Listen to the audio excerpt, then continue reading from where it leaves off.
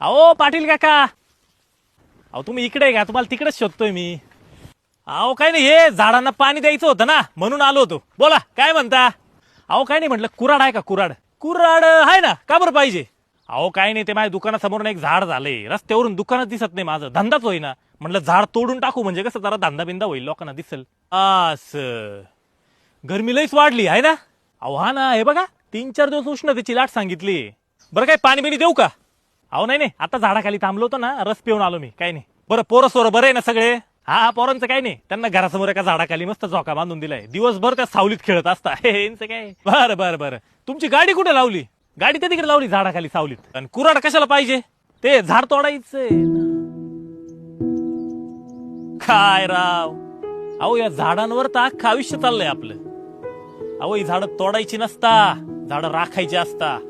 तुम्ही आज झाडं राखली तर उद्या झाडं तुम्हाला राखतील. अहो पण ते दुकानासमोर आहे ना. अहो मग उलट त्या झाडाला खत पाणी घाला, त्याला वाढवा, म्हणजे त्याच्या सावलीत लोक थांबतील आणि तुमच्या दुकानाचा धंदा होईल. काय चालतंय, घेतो काका. बरं दुकान कशाचं आहे तुमचं? अगरबत्तीचं. आणि ते झाड कशाचं आहे? चंदनाचं.